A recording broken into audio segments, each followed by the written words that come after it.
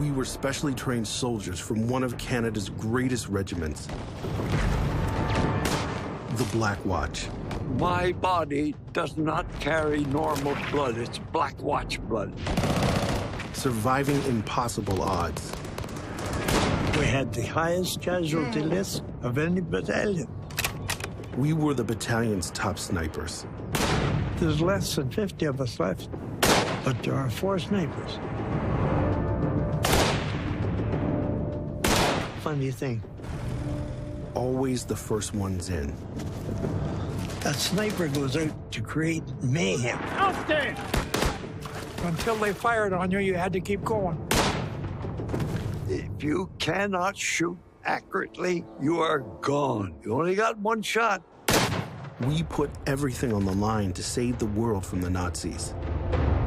A lot of times you're scared like hell. It's something that has to be done. Tim and Russ. Only one thing kept us going. Jimmy! We looked after each other. That's how we survived. My name is Corporal Dale Sharp, and this is our story.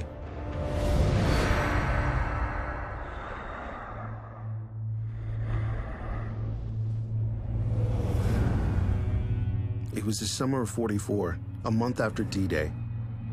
The Nazis had taken over Europe, and they weren't giving it back as easy as we'd hoped.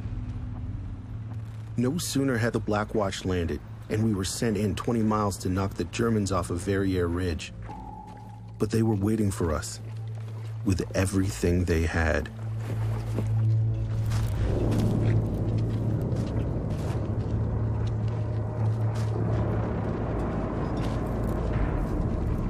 I don't know how I escaped with my life. I should have been dead. I'll never forget that. Never forget that.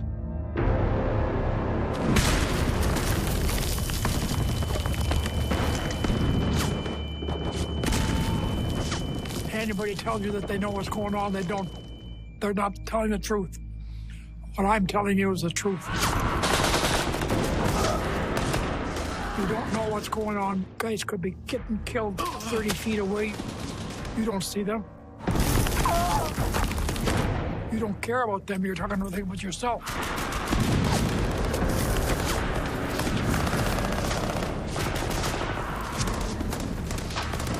I could hear the guns firing, the shells, the bullets flying by.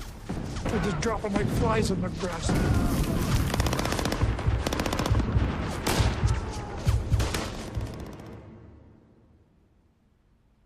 It was bad.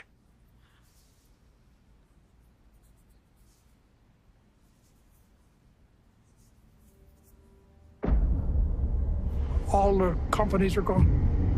Hundreds and hundreds of them just gone.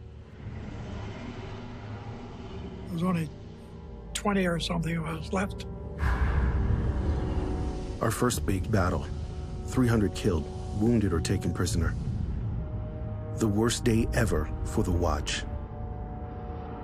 It took another 2 weeks, almost 1,000 more Allies wiped out, before we finally kicked the Jerry's off that bloody ridge. That's when I got out of that C Company and went into Scout Platoon. Platoon commanders asked me to ask for volunteers for the Scout Platoon. The sergeant came along and said, I might as well tell you the truth. It's dangerous. A scout is a guy that goes ahead, checks where the enemy is, and fights with him if he has to. The advantage is you won't have to do sentry duty. Right away, that was a 20 plus for me. I hated that. You had to fight all day and then guard duty all night. I'll join. The Jerry's were on the move, and it was the Canadian Army's job to chase them. The Black Watch marched on foot north through France. Jimmy Bennett was just 21, a farm kid from the prairies. He didn't know it yet, but us scouts, we weren't like the regular foot soldiers he fought with before. We didn't have to wear helmets or hull gear. We were snipers and lookouts. We didn't fight on the front lines. We fought in front of it. Hey, Jimmy! You joined the Scout Platoon? Yeah. You're nuts. They couldn't understand why I was stupid enough to go in the scout platoon. That's why they didn't want my job. Nobody didn't offer to take my place.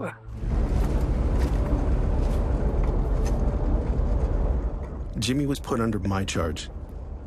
He's seen his share of war on Verrières Ridge, but never the way he was going to see it with us.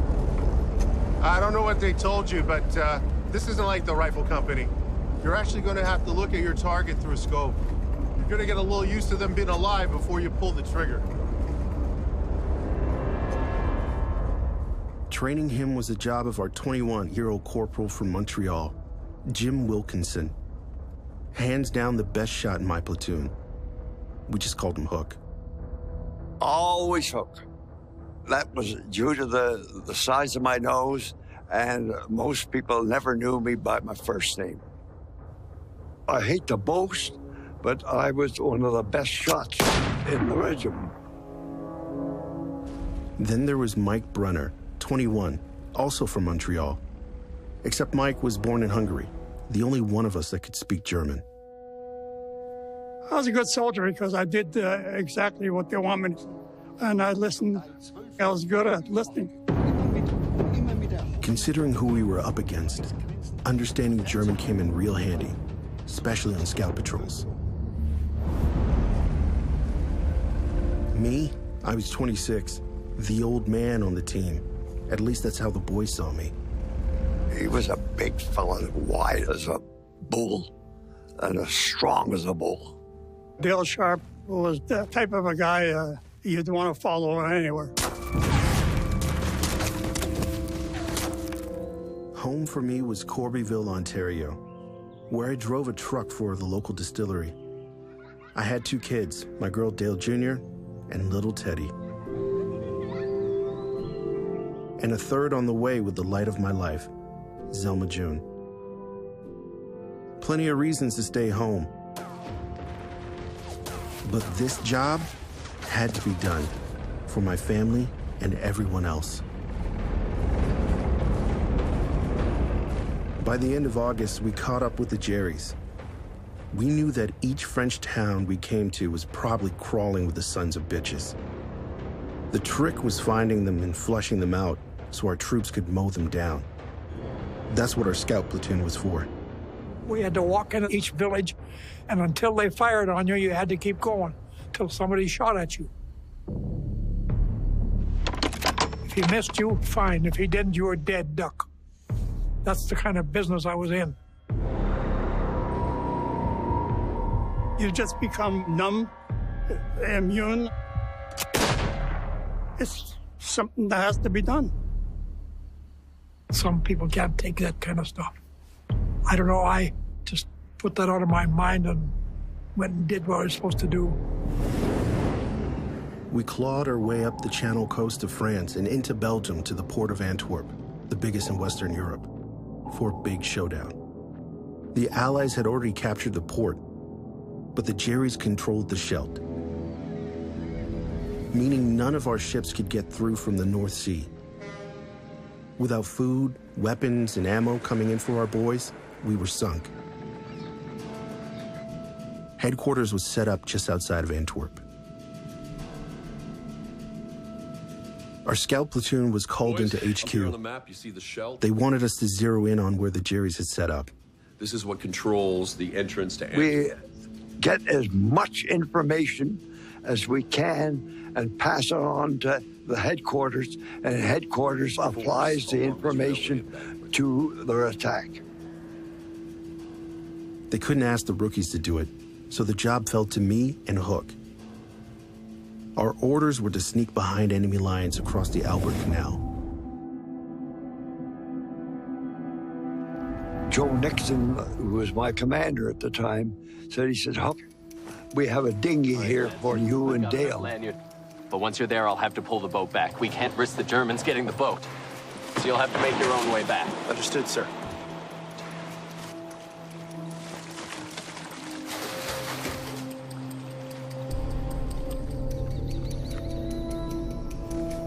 We get to this small cluster of trees. There's a German standing guard duty. I said, Dale, we got to take this son of a gun out. I can jump them, and you stab them.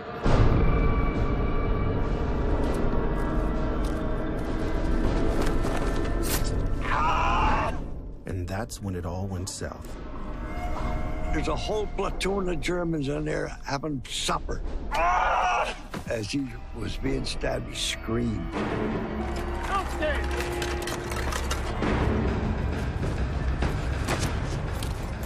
I said to Dale, you better start taking off your boots and a few other pieces of clothing, because we got to swim across this Lincoln Albert Canal. Outstand! Jesus, Dale, the boat's still. Just get in! Now we were just trying to get out alive. We got to the embankment, and lo and behold, the dinghy was still there. The rope they used was too short to pull it back. Good Lord is looking after us. The next couple of nights with more scouting, we started to get a pretty good picture of where the Jerrys were set up along the Scheldt. They were everywhere.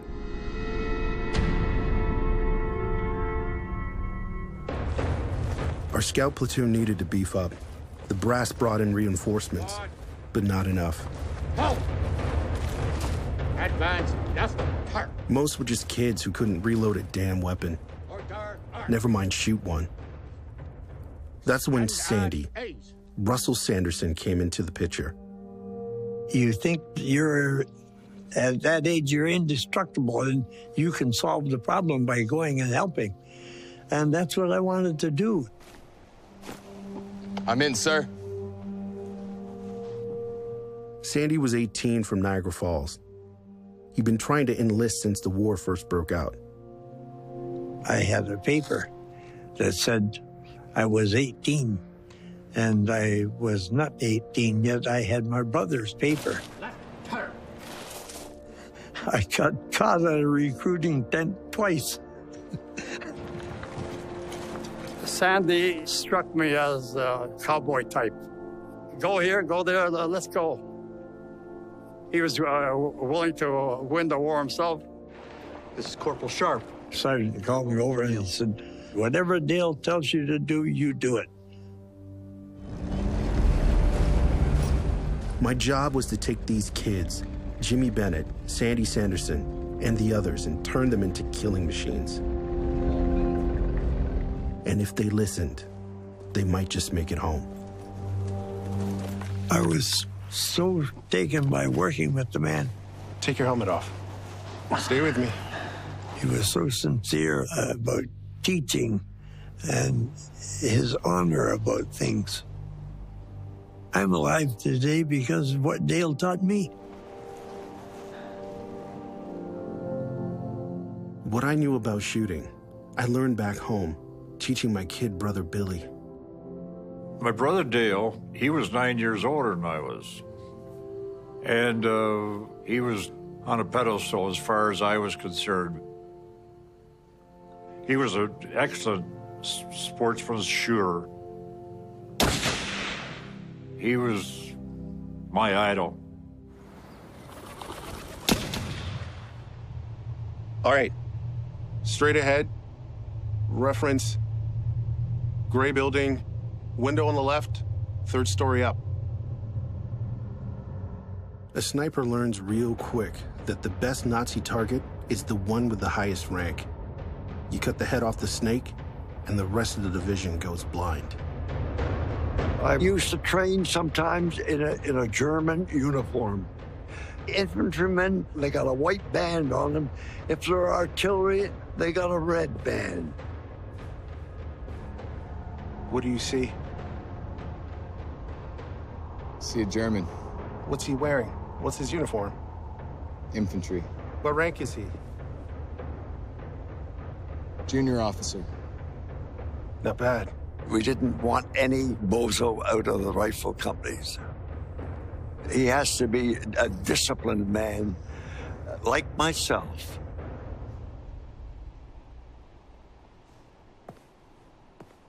All right, so use a sling as a brace. So put your arm through there. That's it. But spotting a Jerry is only half the job. Deep in the shoulder. See that bottle right there? If you cannot shoot accurately, you are gone. Your focus is on your breathing. You only got one shot. Deep breath in.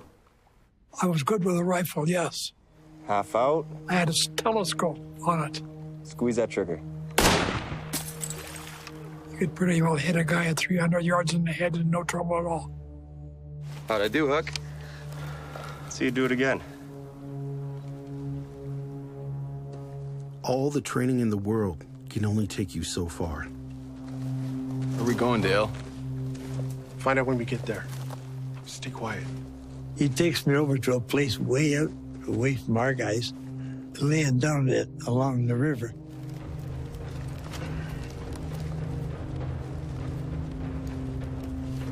All right, Sanderson, take your helmet off.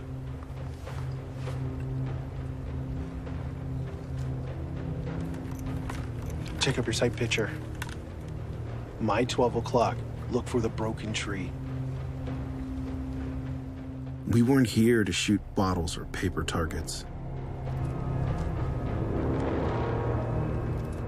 And there's Jerry's on the other side of the river. Take up your sight picture, Sanderson. Look through the sight, Sanderson. You don't know how a guy is going to react till you try him. All right. Don't worry about the other guy. Just worry about the one. It's going to be him or you.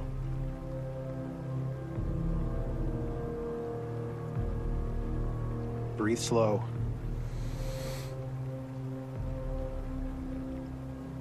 Your hand tightens up like a paralysis, and your fingers move so slowly and squeeze that trigger. It's just like you're squeezing an orange, nice and slow.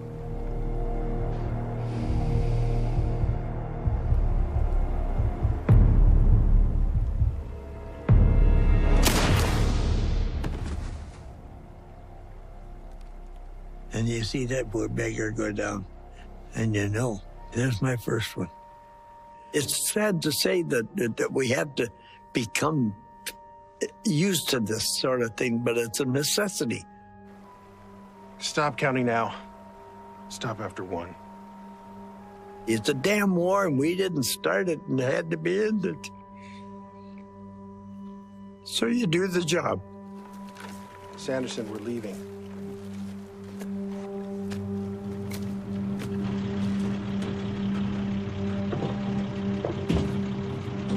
All right. Glad to have you, Sandy.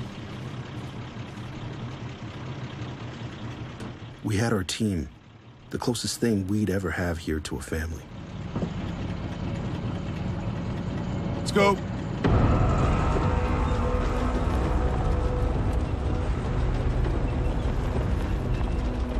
We were sent out to the town of Woolmagum, just over a mile from the front. The Jerrys had just been chased out. For 4 years, the people here had been beaten down, nearly starved to death. But now, they were finally free. That's when we came across something we thought we'd never see in this whole hellhole of a war. Ice cream. Goeiedag. Goeiedag. Ijsjes? The guy who ran the place hadn't seen milk in 3 years. Then somewhere, he found this farmer and his cow. Now he was getting milk smuggled in. So yeah, we have ijsje. Food was a factor because the Germans were confiscating everything. So they had to scrounge. Dus ik was 6 jaar, dus dat is 71 jaar geleden. Wij sliepen hier allemaal in de kelder. Dat was voor die V1's en die V2's. Een V1 die hoorde aankomen, dat was gelijk een vliegtuig, maar een speciaal soort geratel zo. Veel van die jongens die kwamen bij ons en die vroegen ijscream wit soda. Ja, wij kenden dat niet natuurlijk. Het Canadese drankje, zeggen ze daartegen, hier bij ons. Hè.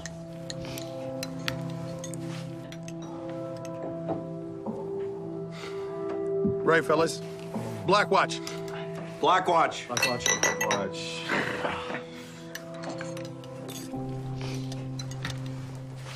Little kids would come along and they were starving to death. It was terrible. They just kept getting skinnier and thinner, and there was nothing you could do. When the Jerrys pulled out of this place, they robbed these poor people blind, took everything. It reminded us why we were here, to crush Hitler, get the world back on track. For these kids and mine.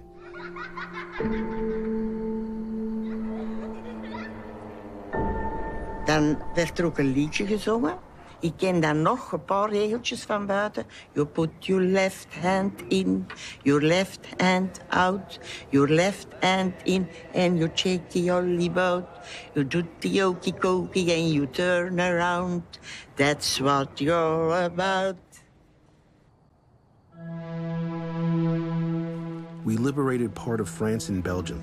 Now we were headed to Holland.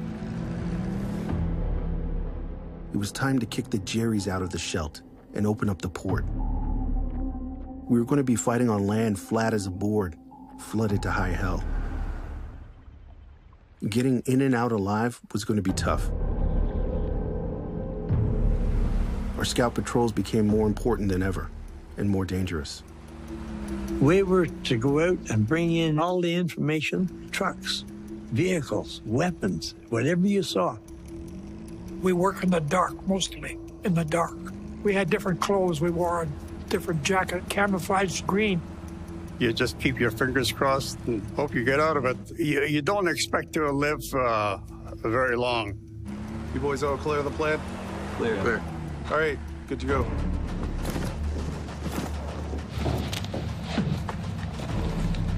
Lads, out of the truck!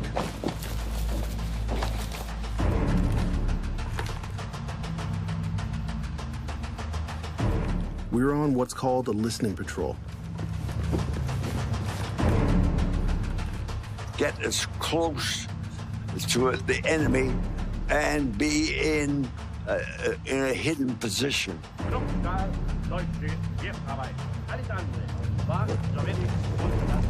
And you just never know from 1 minute to the next what's going to happen.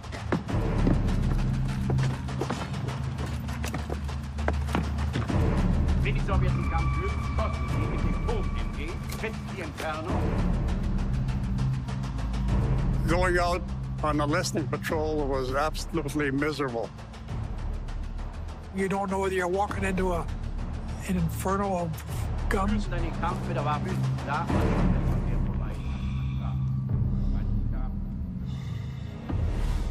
The goal was finding their HQ. That's where we'd dig up our best information. Getting there was another thing. Pure suicide. Listen at the windows for the number of voices. Any mention of weapons or places.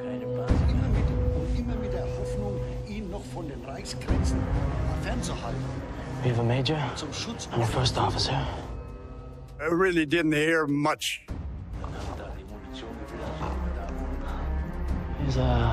He's leaving yet. Out the back. Go. We walk along the road very quietly, and we'll see if we can hear them, and then we'll sneak up on them and get a prisoner. Betty, this is a good spot. Go get Brunner. Go. You always had a couple of grenades hooked in your belt. Brunner.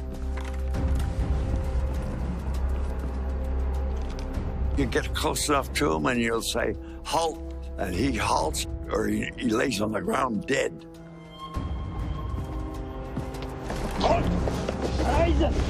You don't just ask him to come, he won't come. He's not going to come if you just run up and ask him. You have to take him. Take him back and they'll interrogate him.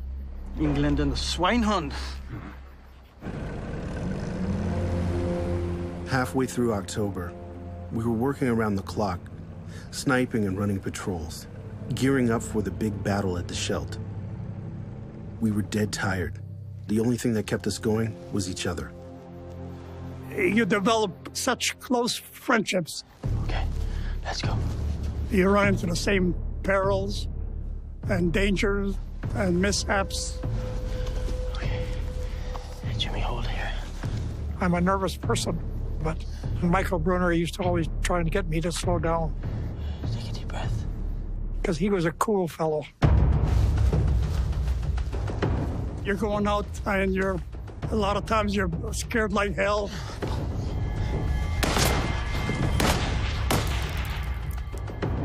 Go. You're in the best position.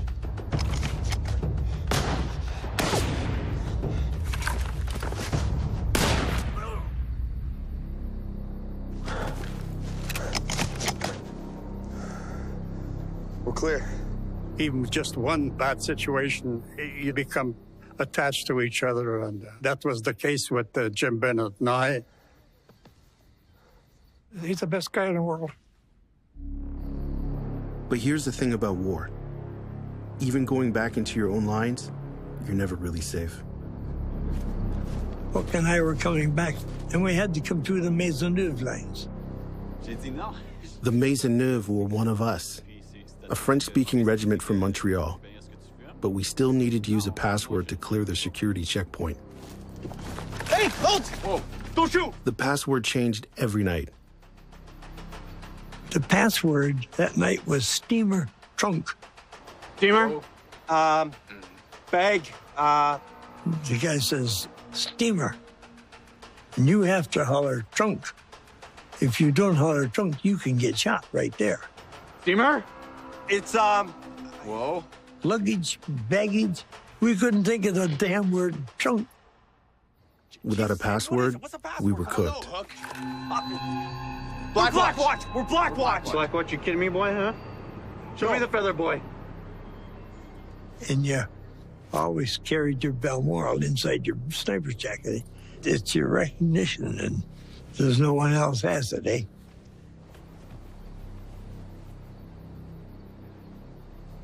The feather. Come closer. There's a feather, boy. See, Maisie? That's our feather. Black Watch.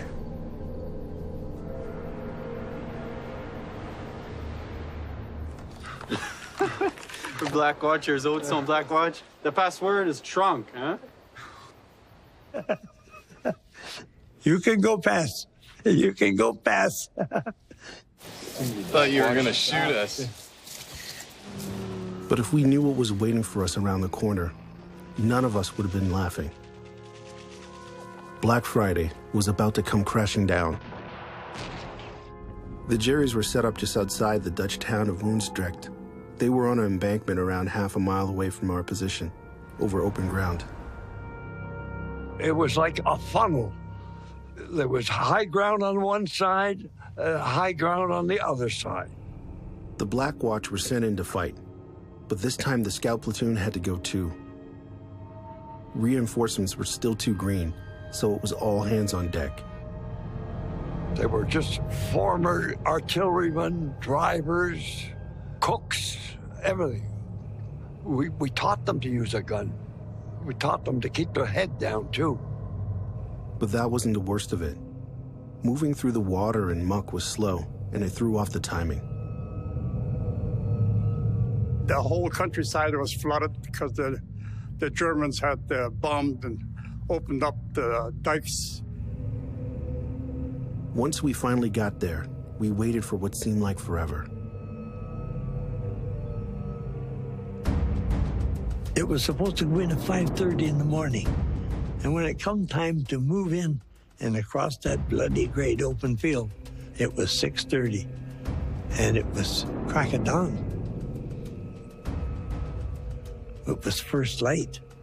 There's a big difference between last dark and first light. And you can see everything that moves, eh? We went out there and it was murder. We were up against German paratroopers, and they could fight like all hell. Every time we'd move, we'd get a mortar or a rifle fire. We were caught in a no man's land. Guys were dropping all over the place. Just like, am I dreaming or is this the truth? How am I going to get out of this mess?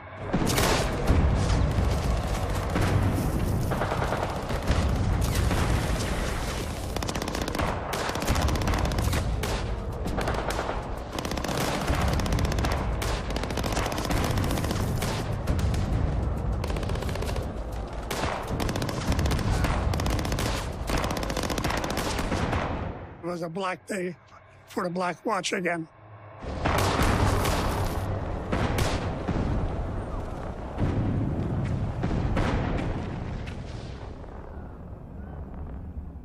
Because of our mortar platoon, who filled the field with smoke, all 5 of us made it through.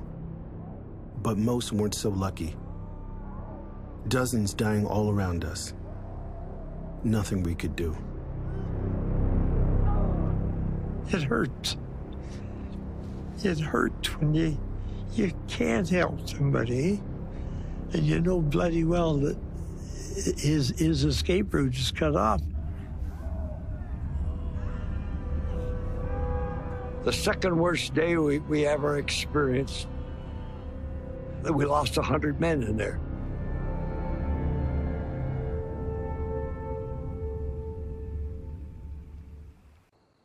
Now we were mad as hell. We turned it up a notch or two. Whenever the Germans wanted to fight, we fought them. We just kept pushing them harder and harder. We ramped up our sniper patrols. Our boys fought hard. We took back the Scheldt. One flooded field, one tiny town at a time. It was a sense you could almost taste it. Hitler's luck was finally running out. With each Dutch town we freed, we rounded up prisoners and snagged souvenirs for good measure. As we went through, I found the swastika. It was a little trophy of the war, a little souvenir. Having fun yet? And you just stood a little taller. Making a little show of it, too. After what we'd been through, you couldn't blame us for wanting to rub their faces in it. One way or another, the war had to end, and us would be there to see it. We moved northwest to the Dutch town of Goos. We needed to know if it was safe to bring in the battalion. Were there any Jerrys still crawling around somewhere? That's when we sent in Hook. I was the first Allied soldier in Goos. I was on patrol, a one-man patrol, all by myself. It was a very, very strange day.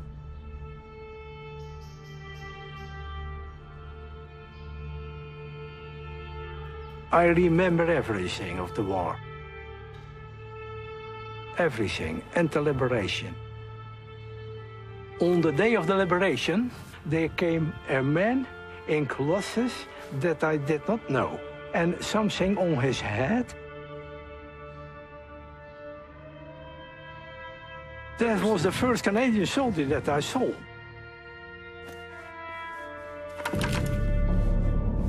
This man puts his hands up in the air.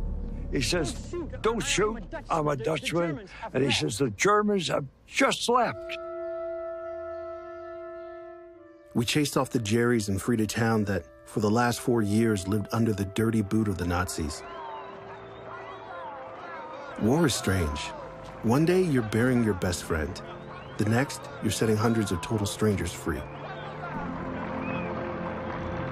They're sure glad to see the last of the Germans. My mother cried out, "That are the liberators, that are the liberators, we are free, we are free." Even flags came on the frontier of the houses that we have not seen in 4.5 years.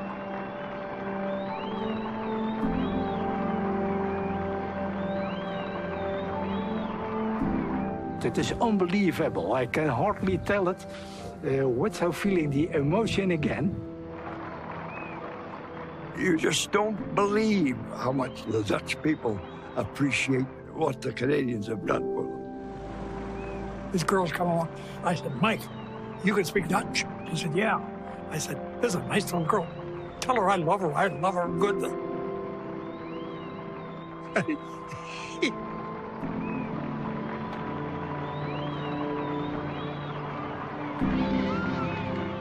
From Goes, we headed east towards the German border.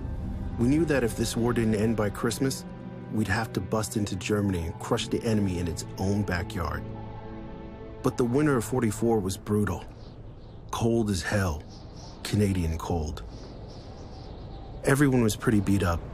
To make a final push into Deutschland, the Black Watch needed to recharge. The brass put us up in a small Dutch town of Koik, a few miles from the German border. The Jerry's on one side of the Maas River, us on the other.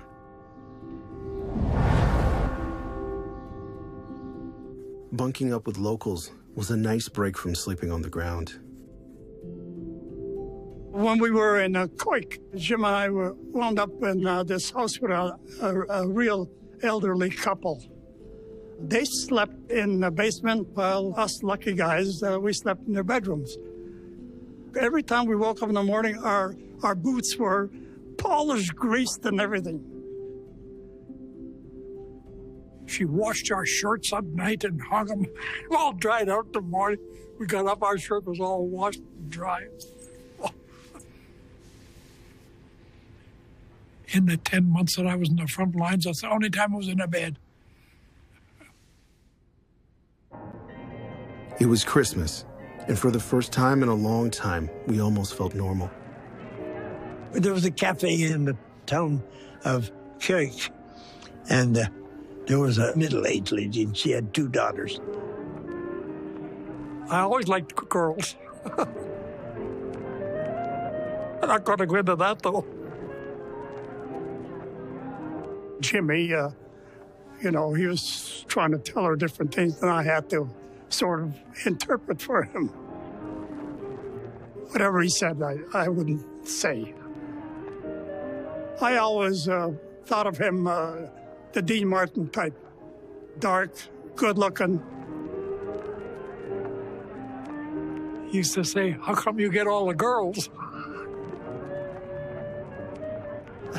He just met the girl, and he's already told her, I love you. I was young then.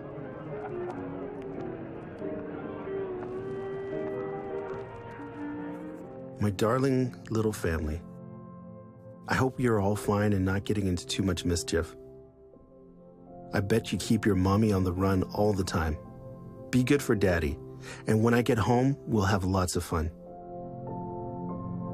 My darling June, Merry Christmas and a Happy New Year. With all the love in my heart, Dale. Mostly Koik was a pretty safe place, but the Nazi bastards never let us forget that the war was far from over. So we thought we'd remind them that we were here too. As Sandy were on this hill, we were working together that day. There's nothing out there. Jerry's are out here somewhere. They're just hiding.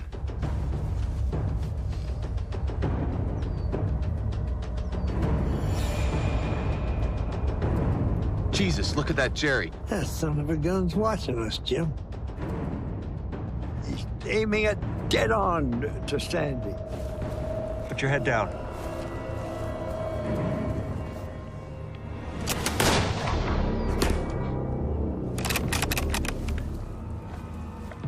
Killed him dead or a doornail.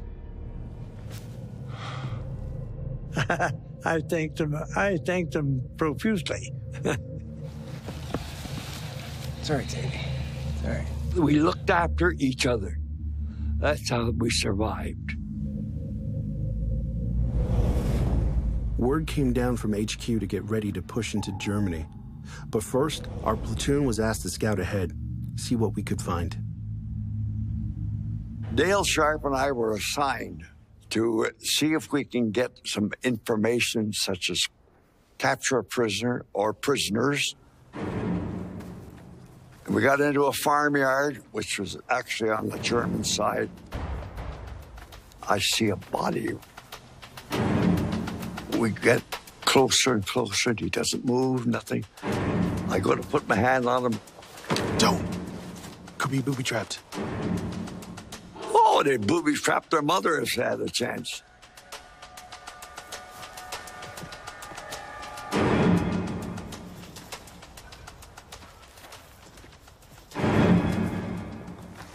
And that's when we saw them.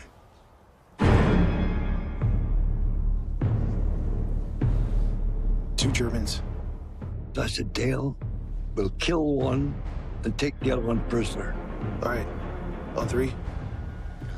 Only one problem with that plan. 1, 2. I took the second one in the patella in my knee. Oh, I said, I can't move, Dale. I said, I'm done. Dale was able to drive off these two guys in the back.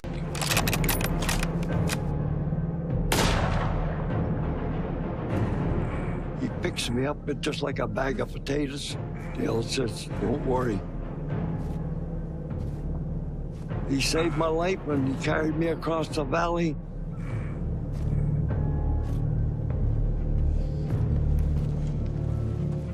You're doing real good, Hook. You're doing real good. They're gonna get you back to the doctor. My leg was hanging off. It fractured the bone. Hey, Dale. Thanks, buddy. Take care of the boys, huh? Bye, Hook.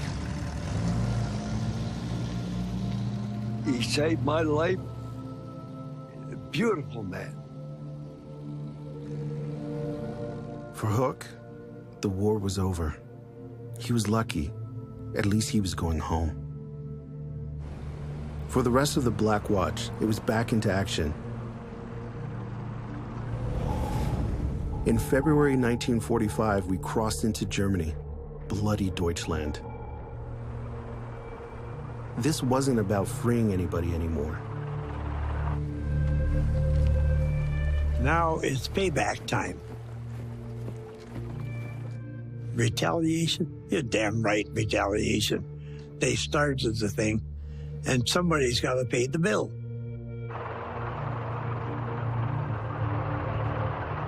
We observed the engineers going in and knocking the houses down with bulldozers and just blow them all to the devil. It wasn't pretty, but it was necessary. It was necessary. They had to be taught a lesson. But in this Reichswald forest, the enemy had home field advantage. There were booby traps, landmines, and machine gun nests. Our job was to clear the way for our boys.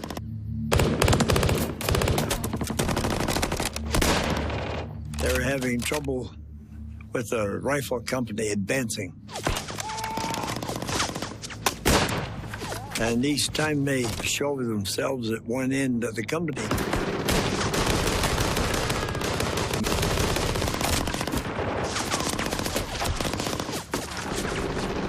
my job was to take out the gun and put a bullet into the bloody operator.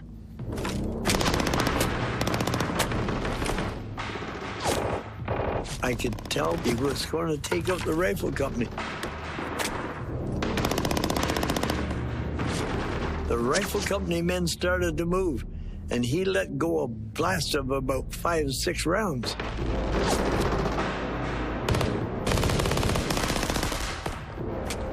I was fully loaded.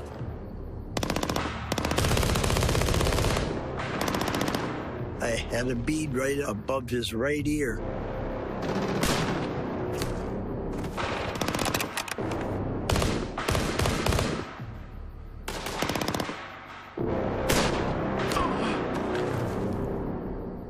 No mercy. You couldn't show it anymore. By the first week of April, we chased the Jerries across the Rhine and pushed north back into Holland, near the town of Lauren. We set up camp near their main line, just outside of town. We could finally see the light at the end of the tunnel. We had those dirty Nazis right where we wanted them, against the ropes. But sometimes, it's just a question of being at the wrong place at the wrong time.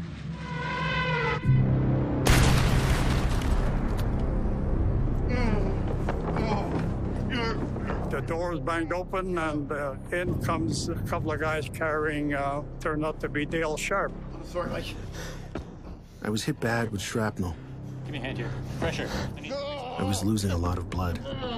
The medic asked me to hold something and put back his intestines. They were sort of out of the stomach. I was scared. I didn't know if Dale Sharp was going to live or die. Brunner, Colonel needs you right now. Double time. That's when Mike got called away. My field medical card called it evisceration of the bowel. All I knew is that it wasn't good. Things weren't going well for Mike and Jimmy either. They were about to step straight into an ambush. There still was thousands of Germans entrapped in there. Hit me one in the chest. Move! Move! Move! Move! Everybody, we all started running. Mike. He fired again, hit me in the back of my head once. Piece out of my ear and a piece out of my skull. Mike!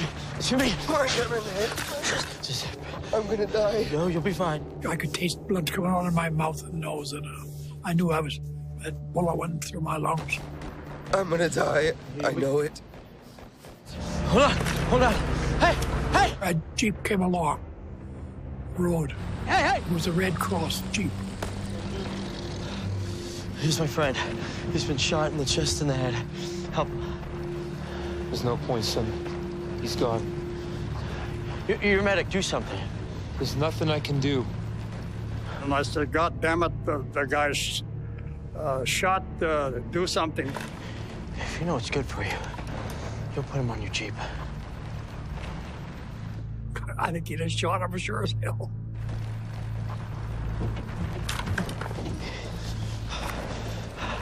Okay. Jimmy, they're coming.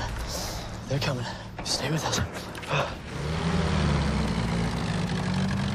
And I just hope he would stay alive till we got to the MO. That's all you thought about. Those 2 days were the worst in my life. And I apparently, I was crying most of the night, but I don't remember a thing about it. I guess it just hit me.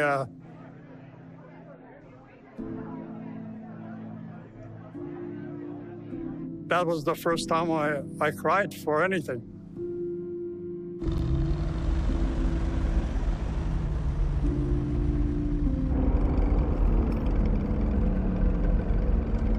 Three of us wounded, taken out of action.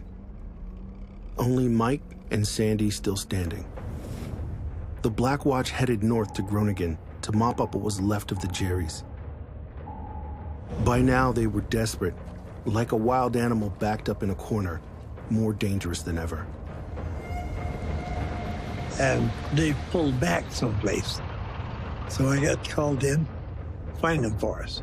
We want to know what, who, and how many, Sandy. Everything. There's none of our troops there. I'm alone in that side of the city. Now, there's no activity over on the streets. Hands up or I'll shoot. All of a sudden, a German soldier appears.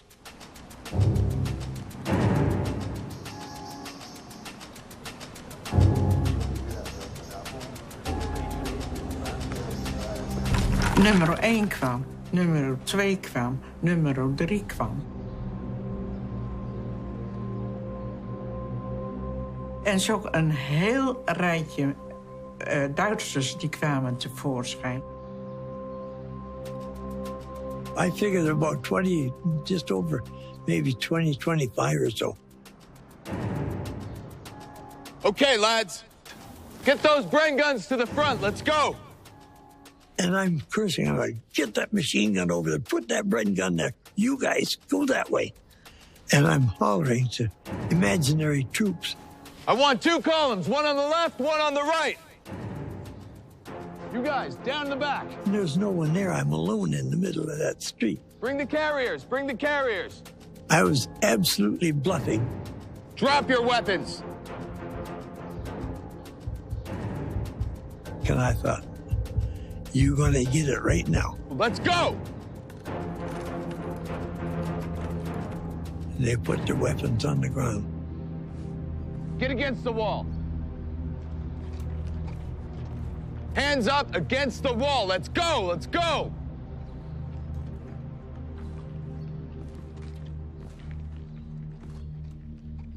Zo is het gebeurd.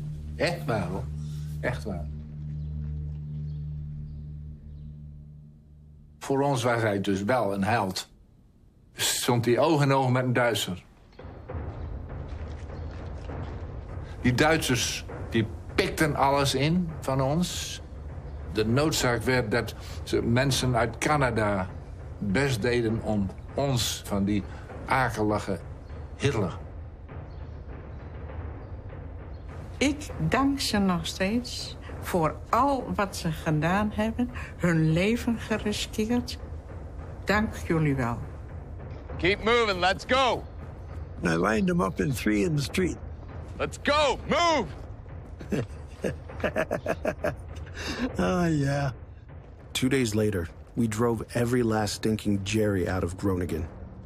For Sandy, it was time to celebrate, and he found just the right thing.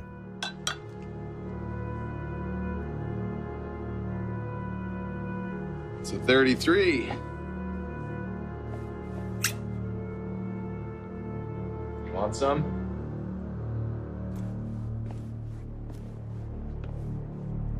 But the party didn't last too long.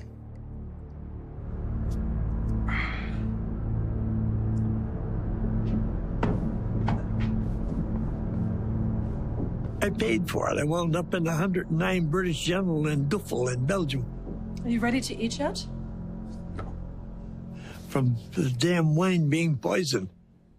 It had been booby-trapped with poison. Germans left it behind. And I was the only dummy that drank it.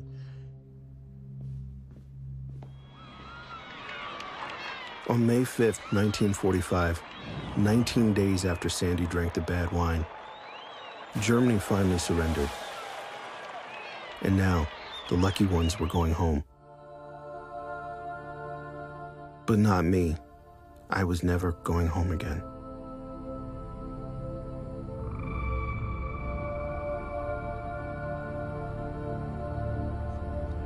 I'm not ashamed of my tears. He was a good man. Good man. Many good men went, but Dale Sharp he was an exception. Oh, I want to cry. Yes, it's so tragic. I can't tell you any more about him.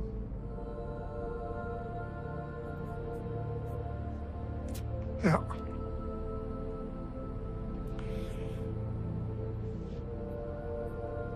And he had his mustache. That's where this come from. I idolized Dale.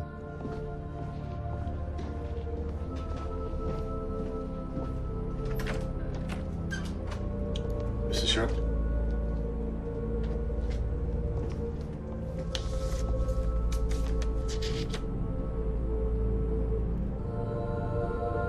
I can remember my mother being very sad, crying a lot. I had an empty feeling after I realized what had happened. I literally walked around, I think, for a few days just kind of in a fog. I didn't know if I was coming or going.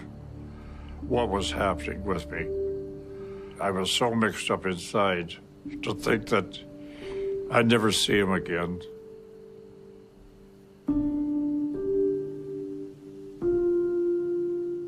I try to do good for my dad, because my dad's my hero.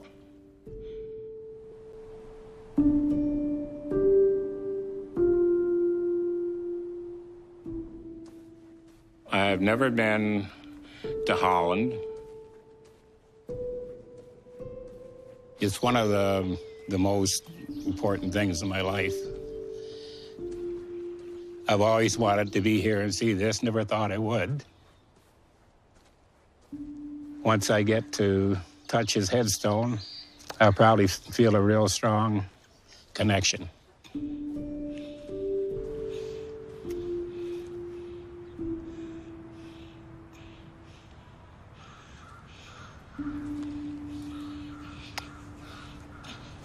Love you, Dad.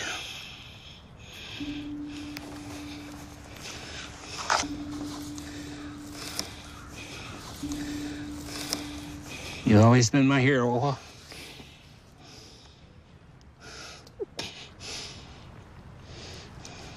Sorry you died so young. I'm old enough to be your grandfather now.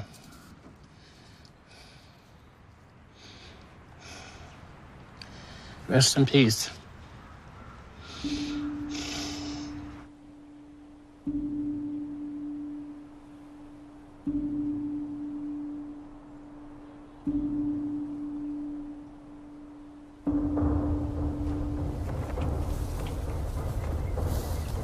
Der Krieg ist vorbei! The day after the war ended, I got the scare of my life. There was supposed to have been some Canadian soldiers being held by some German troops who probably weren't aware that the war was over. I hope these guys know. Der Krieg ist vorbei! But I remember praying, and I don't know what language I prayed, but I prayed. And all I'm thinking is, I've been lucky. I went through my 9 lives umpteen times. Der Krieg ist vorbei! Now I'm gonna get it. Der Krieg! I started yelling, the war is over. Der Krieg ist vorbei! And, you know, I'm really waving that white flag. There was no response. Hello? You could see there was a campfire of sorts there, and that was it. Big sigh of relief. Folded up the flag. Trudged right back to the carriers.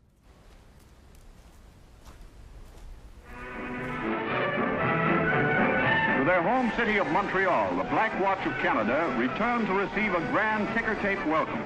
When the war terminated, I was so happy. The famous Royal Highland Regiment sustained the greatest number of casualties of any Canadian unit on the Western Front. I was happy that I lived through it. It was a relief. The killing was over. The nurses come through, and we all got a quart bottle of Younger's Ale.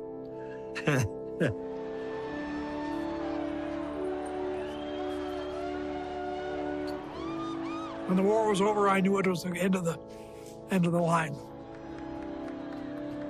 I didn't jump up and I couldn't get out of bed then. I was in the hospital in England.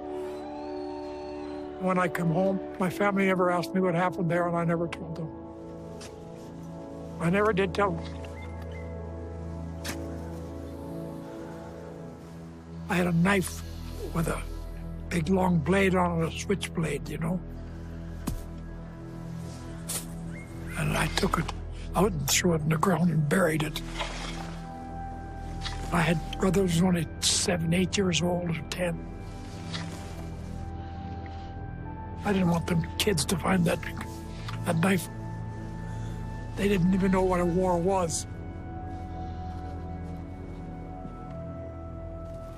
I'm just happy that I come to tell somebody what was been in my insides all my life.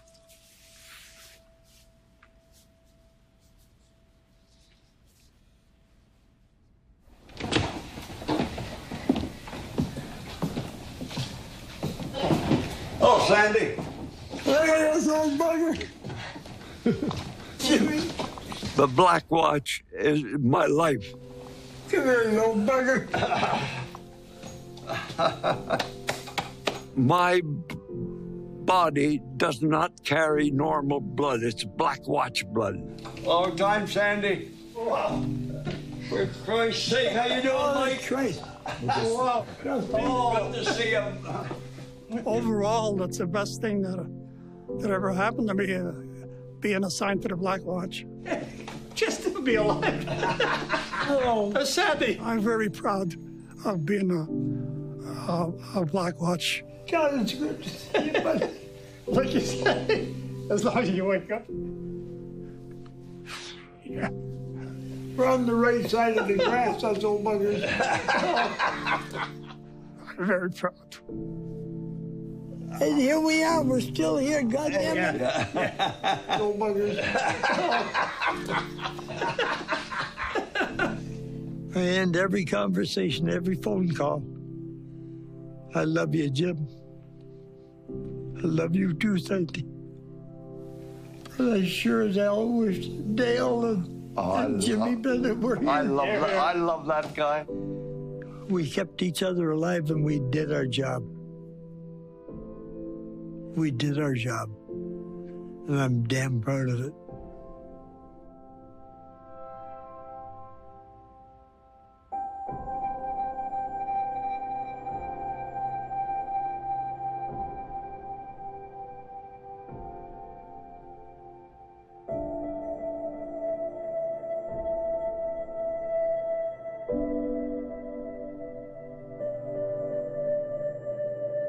Not too bad for an old drunk. Oh. Good. Just wait for the other guys. Recognize these? I'll take that rifle, just like the one I used to use. Holy mackerel.